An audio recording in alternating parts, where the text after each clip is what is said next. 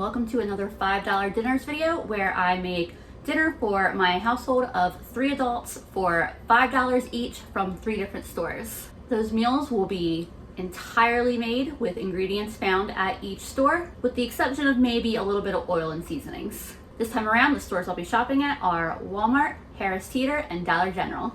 The first store that I stopped at for a $5 dinner was Harris Teeter, which is just a normal local grocery store for me. It is Kroger owned, has weekly sales. It is a pretty just normal generic standard grocery store. I did shop what was on sale because that makes the most sense for a grocery store like that. Sweet potatoes were on sale this week for 49 cents a pound, so I knew that they were going to be the star of my dish. I got 98 cents worth of sweet potatoes. Canned tomatoes and canned beans were on sale 3 for $2, so those were 67 cents a can. The rice was on sale for 89 cents for this pound of rice. Sour cream was on sale for $1.25, and I had like 55 cents still to work with at that point. There wasn't a whole lot that I could necessarily get to fit in at that price point, so I went with just a jalapeno. Honestly, they were kind of expensive at $2.50 a pound, but just the one single jalapeno was 30 cents. So I did come comfortably under $5. I'll be making some sweet potato and black bean rice bowls. So the first thing I'm gonna do is I have my oven preheating to 425. I'm gonna wash these sweet potatoes and start chopping them up. I never peel my potatoes, but you certainly could if that is your preference.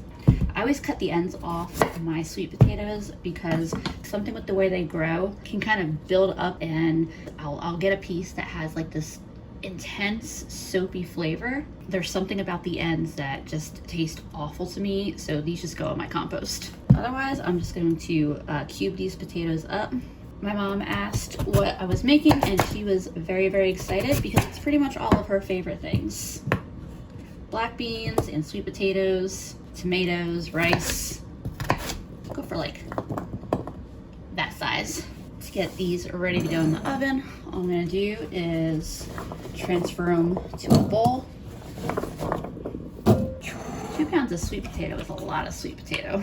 Probably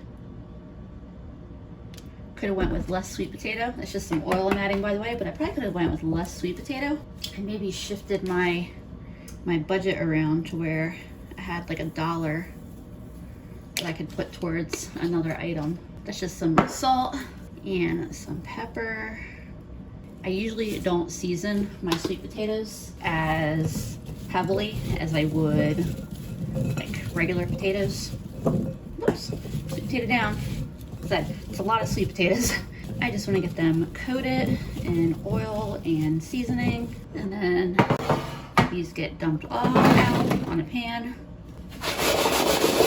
And I'll put these in the oven for 20 minutes, 15-20 minutes, at which point I'm gonna stir them around on the pan. Probably flip them over because the sides that are in contact with the pans should be starting to brown at that point.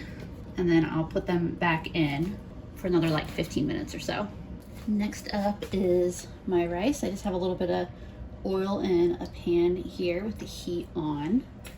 And I have 1 cup of rice. That bag had 2 cups of rice, but I think that 1 cup will be plenty for us.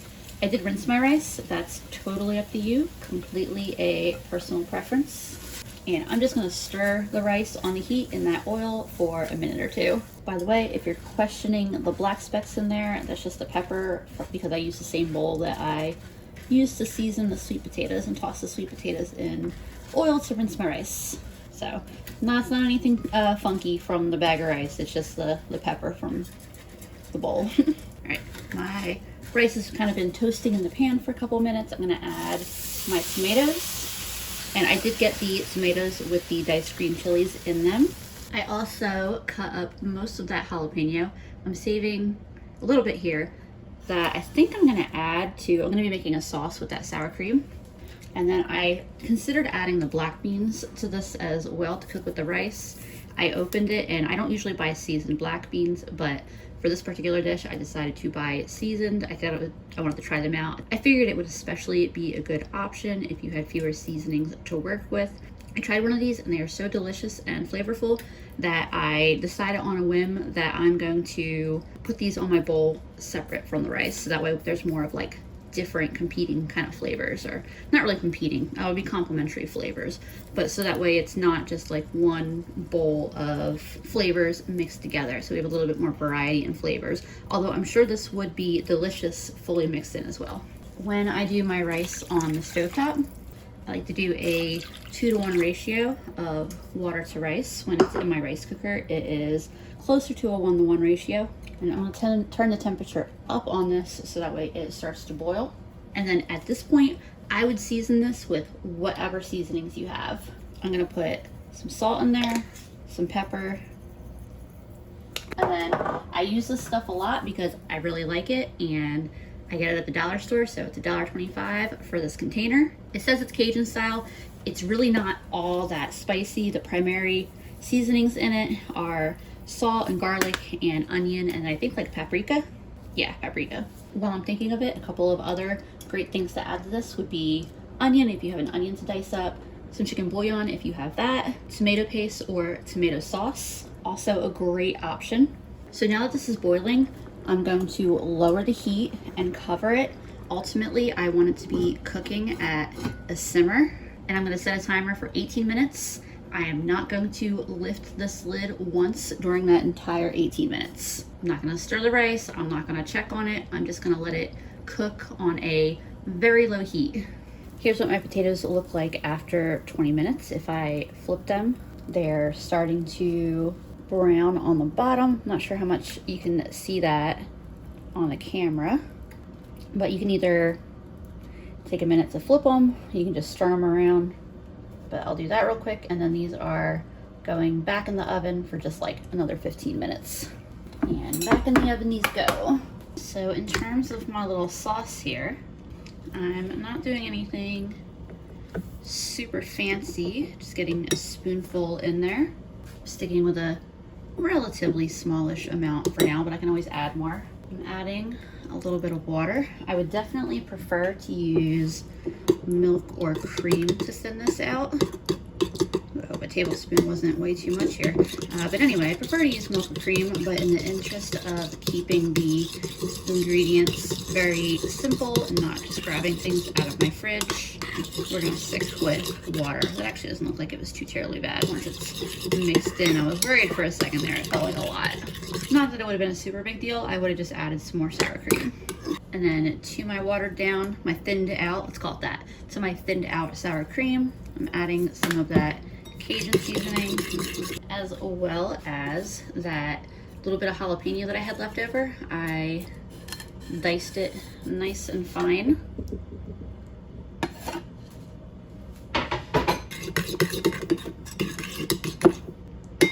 Mix that in real quick and see what I think it needs. Honestly, that's not bad as is, especially thinking about how it's going to complement the flavors that are in the bowl.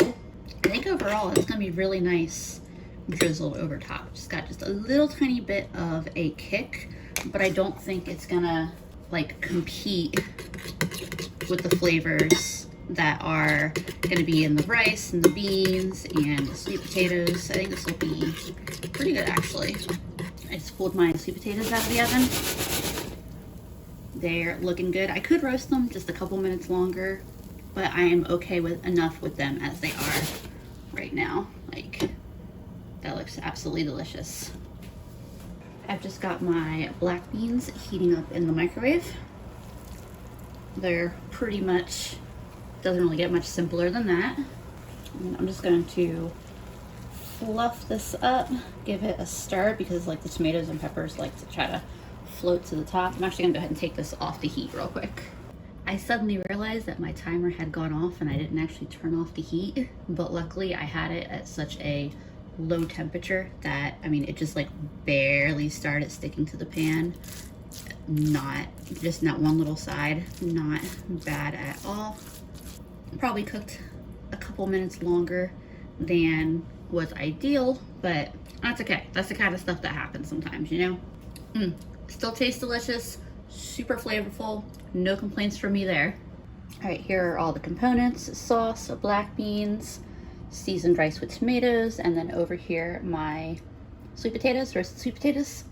I'm going to build myself a bowl real quick. Here's my bowl, and then of course we drizzle some sauce on top of it. I'm looking super forward to eating this. I have tasted all of the components individually and enjoyed them all, so I can only imagine how good this is all gonna taste together. I'm very excited about this. Let's see how all this is together. Oh, that is good. That is really good. This is so good that I will be making this exact meal. Like, it's going in my permanent meal rotation. This is good. This is a strong start to $5 dinners this week. One last thing I wanted to show y'all tonight. My mom didn't get to eat with us, so this is her lunch portion in the amounts that she wanted. So don't come at me saying I made her lunch too small. And then this is what was left after Andrew and I had our fill. And Andrew also agreed that this should go on our regular meal rotation. Hey friends, it is Walmart night in $5 Dinnerland. I spent $4.90 on these ingredients. I'm going to be making a chorizo ramen kind of stir fry with poached eggs on top. I don't do a ton of ramen meals, and it's not because I don't like ramen or enjoy it every so often. It just feels like the really obvious kind of go-to staple for a super budget meal. And I usually try to use these videos as an opportunity to think about ideas that might not be as obvious, but I was really craving ramen and I needed something that was quick, so this is what we're doing tonight. The 2 packages of ramen were 30 cents each, so if you wanted to bulk up this meal a bit, you could definitely get another pack or 2 of those very affordably. 6-pack of eggs was $1.18 right now. I know egg prices are fluctuating a ton right now, or lately, but I thought $1.18 for 6 wasn't too bad. The beef chorizo was $1.34. The California style veggie mix was $1.16. They do have stir fry mixes, but they put me just a little bit over budget. So I decided to go the route of a smaller frozen mix and then add in some fresh produce. I would have loved an onion and a pepper, but just based on the pricing that Walmart had, I decided to go with a zucchini, and the zucchini was 62 cents. I'm using 3 pans for this meal, or rather 2 pans and a pot, just because I think it's what's gonna be quickest and easiest for me. I'm sure you could get away with 1, but that's how I'm doing it. So I'm using one of these 9-ounce tubes of beef chorizo. I actually usually have one of these in my fridge. I have one in my fridge right now that I bought at Food Line. I buy them when they go on sale, 4 for $5, so I'll buy one for $1.25. So this one here, the date on it is July 12th, so these stay good for a really long time in the fridge, which is why I keep one in the fridge, because it's just in case I need a last minute protein for a meal. One of the benefits of these is that they're heavily seasoned, so if you don't have a whole lot of seasonings to work with, this might be a good shortcut to getting a little bit more seasonings in your food.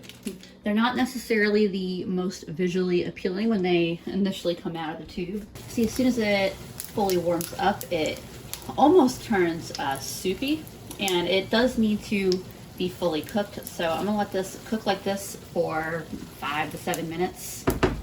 My water is also boiling, so I'll get my ramen in.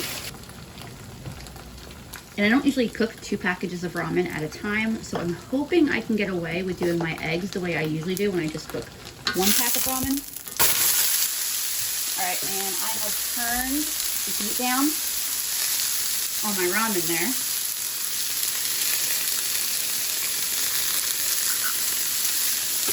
And I'm cracking my eggs right into that water.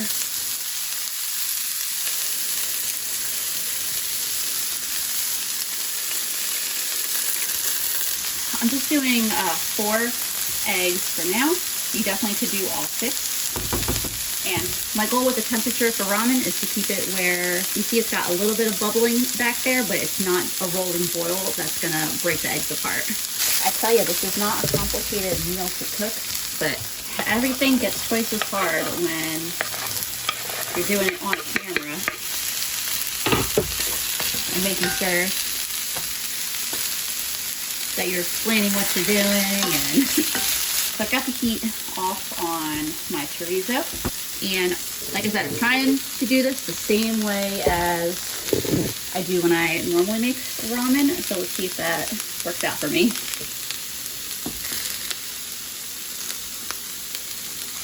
My noodles are cooked, so I'm carefully fishing them out without breaking my eggs, which should mostly be along the bottom.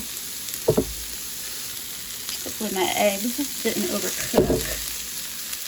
I dumped some of my water so it would be easier to fish the last of the noodles out, and I'm going to drain the water out of these real quick, dump them in a colander so that way they don't cook anymore. And see, I'm starting to get some color on the zucchini as well. These shouldn't need too much longer to finish cooking. Probably just another 1 or 2 minutes. So I haven't seasoned these with anything yet, so I'm just adding some of one of the packets of the chili flavor. I'm thinking I'm probably going to add all of one packet, but not both packets, just because I also have that chorizo that is about to go in. I just tasted one of the carrots, and it is cooked through, but still has a little bit of crispness to it, and I'm going to try one of the zucchini. That is really, really good. I'm going to give this one more stir before turning the temperature off, because there should be plenty enough residual heat in this pan to finish up with the dish. I got my cooked chorizo here, and I'm dumping the entire contents of that into my veggies.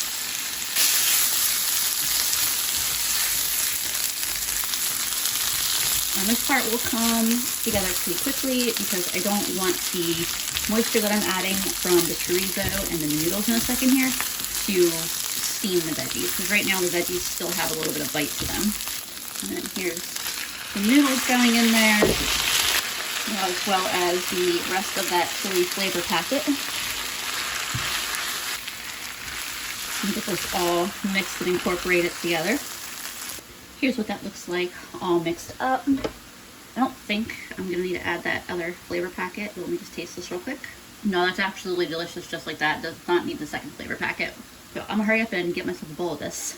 Here's what my plate looks like. I definitely overcooked my eggs. I'm usually really good about getting them out in time. Like, I would say generally I am excellent at poaching my eggs like that, but there was a lot going on all at once. They're still gonna taste good. I'm not upset. But do note that if you want them runny, you gotta grab them out a little quicker. I'm just sprinkling a little pepper over the eggs themselves. This is about 1/4 of the pan. Like I said when I started, if you want a little bit more bulk, you could definitely get another pack of 2 or 2 of ramen for very cheap. That is excellent. It's got just a little bit of heat to it from both the chorizo and the type of ramen I grabbed, but it is not overwhelming by any means. It's just a nice, pleasant, gentle heat, I guess you could say. This was definitely a very delicious way of fancying up your standard ramen noodle packet, and it was pretty quick. That probably was like 15 minutes with the stove on, if that, and that's counting the time for my pans to heat up and my water to boil. I would 100% absolutely make this again, even better if I had some other veggies I could throw in, an onion, a pepper, and then maybe some oyster sauce, a little bit of soy sauce. Definitely a lot of options. I don't go to Walmart super often, partly because other stores are closer, partly because I tend to do better on the sales at the stores that are closer a lot of time. And third, I swear I can't have a normal experience when I go to Walmart. It's always something. Like, there's always just something that bizarre that happens when I go to Walmart. And this time it was something in the parking lot was on fire when we were leaving. I wasn't sure if it was a car. Andrew thinks it was like a bush or something. I don't know. I did try to film it, so here's a brief recap of that before I move on to my Dollar General $5 dinner. Well, at least it's not where we're parked. Never fails to be interesting when I go to a Walmart. It looks like a bush.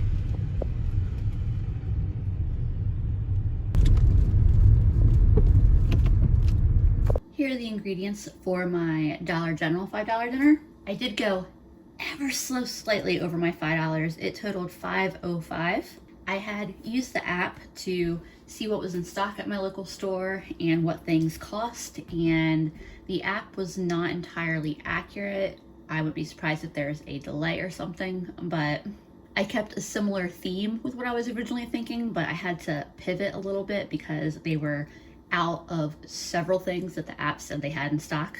Personally, Dollar General I find the hardest to shop for a very small budget. Like, we're talking like the $5 or less budget, and not do something super basic and straightforward like getting a box of pasta and a jar of sauce, or just getting some banquet pot pies or something like that. Similar to the Dollar Tree, they have a very limited selection of groceries, but they have much wider pricing than the Dollar Tree. So whereas at the Dollar Tree, I know that they're gonna have a lot of smaller versions of items for $1.25, cheese for example, but most basic grocery items at Dollar General seem to fall in like the $2 to $4 range. So it's really hard to make that fit in a $5 budget. And then my local Dollar General in particular, more so than other Dollar Generals that I've been into, never seems to be as well stocked.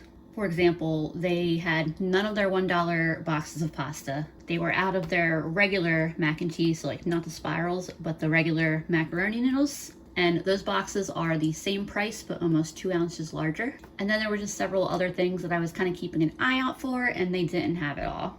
And my local store also seems to struggle with keeping frozen veggies in stock.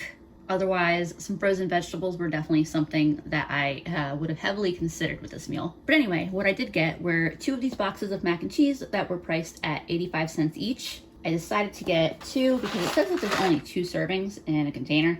The diced tomatoes were $1. I almost got the Rotel knockoff, the Clover Valley version of Rotel, where it's the diced tomatoes with the peppers in them. But I'm so used to at my local Harris Teeter, where I buy my diced tomatoes, the version with the green chilies in it is the same size as the regular can of tomatoes, versus the Clover Valley version is the same size as the Rotel, and it's like 4 ounces smaller.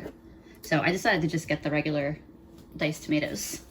And then this can of hot dog chili was $1. Originally I was gonna go with a different one, but once I had to pivot my plan, I saw that this one was $1. The other one I was looking at was closer to $2. And it's for just about the same size can.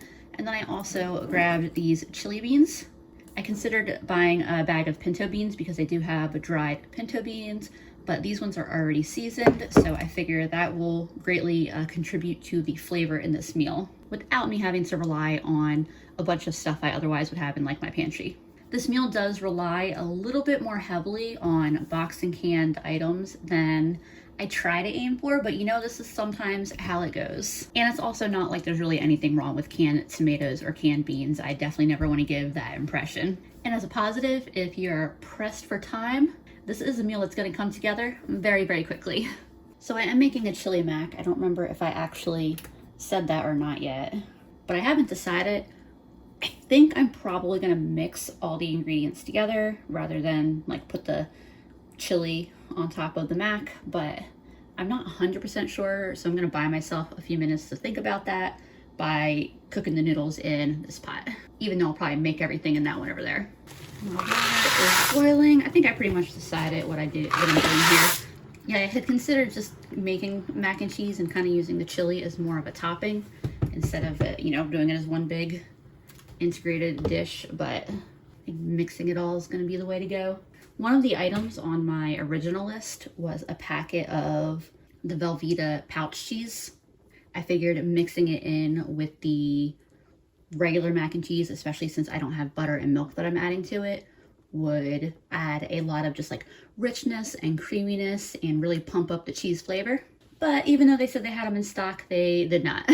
But that's okay. So we just pivot and work with what they did have. I'm also opening up my cans and I'm going to start heating all of this up, but trying to do a $5 budget at Dollar General definitely really showcases what a difference the purchasing power of a higher budget gives you, not just in terms of obviously more money equals more food. But just in the terms of like, I could use $15 for 3 dinners at Dollar General and I would have so much more variety in the things that I could get, because with $15, paying $2.75 for 8 ounces of cheese might not be so crazy because it's not over 50% of the budget anymore. And then that cheese could be divided between those 3 different dinners. So I know a response that a lot of people have to these kind of videos is that it doesn't make sense to buy just one meal, that it makes way more sense to buy several days or a week's worth of groceries at a time. And that's true. I'm not disagreeing with that. But just like how the Dollar Tree or Dollar General a lot of times isn't the most economical place to shop, sometimes it's what people got to do. Sometimes you don't get paid till tomorrow and you've got $5 in your pocket to make dinner. I did drain the liquid out of the tomatoes. I think that would make this whole thing just a little too thin. My noodles are fully cooked. I'm gonna drain them, but I am gonna reserve just a little bit of that pasta water. All right, I've got this drained, and then I also swapped this to the closer burner.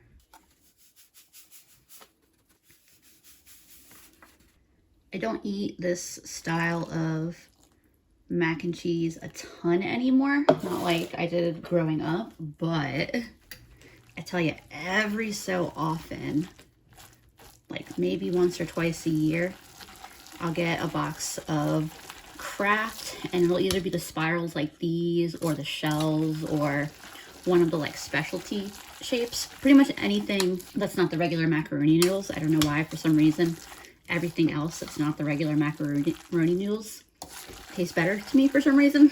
And I will crush a box by myself. That is pretty good at that consistency. I added maybe a 1/4 cup of pasta water in there. It doesn't have all of the richness that it does when you make it with butter and milk, but it's still very good. Speaking of crushing a box of mac and cheese all by myself, I need a distraction from that pot, because that's exactly what I'm doing. So I'm gonna talk to y'all instead as I finish waiting for this to warm up. I tasted this, and I wish I would have tasted the individual ingredients, the beans and the chili sauce, before I had mixed them together. So pretty much my verdict is that it's not great, but it's not bad either. It's a bit heavy on what I'm pretty sure is cumin for me. Like, that is the predominant seasoning. But like I said, it's not bad, it's just not great. Like, if you were to just serve a bowl of this as is, you'd be like, man, this is just like a boring chili. But it looks like it's probably almost hot enough to add the mac, and what I'm really hoping that the mac and cheese is gonna do is just cut through a flavor that's just kind of single note. I think some garlic and onions and peppers would really add a lot to this. So tell me what you think of it, Andrew, if our opinions are similar. Not really getting a whole lot of like chili powder from it. It's lacking depth. But I'm hoping that with the mac and cheese mixed in, I'm sure that'll give it like a more multi-dimensional flavor. It'll give it the richness it needs. Hopefully. Well, I'm mixing it in now, so here's hoping for the best. And that is a good bit of mac and cheese that's going in there, so that's good. I'm gonna turn the heat off because this is fully warmed up. All right, let me see how this tastes when it's all mixed together. I do like that there is enough pasta that every bite is gonna have some pasta in it. That is so much better once the mac and cheese is mixed in. It's kind of reminding me of a hamburger helper flavor that I've had now. I can't think of what one, but it's definitely making me think like almost something hamburger helper-ish about it. Obviously, you know, there's not usually beans in hamburger helper and it's lacking hamburger, but it's the flavor of the sauce on the pasta that's making me think of it. I ran and gave Andrew a taste, and he said the exact same thing. Once the mac and cheese is mixed in with it, it's a completely different dish. And especially now that the flavors have had a few minutes to sit and meld together, I think it's even better. If it didn't taste good, I was gonna add a little onion powder, garlic powder, and chili powder, and then maybe some like Worcestershire. And I think those things would amp it up to the next level. But as it is, I mean, I have no problem eating a bowl of this. And if you have a little shredded cheese, sour cream, hot sauce to put on top of this, then I mean, you're golden. I can't seem to stop going for taste of it here as I talk on the camera. So if that's not evidence that it is delicious enough, then I don't know what to tell you.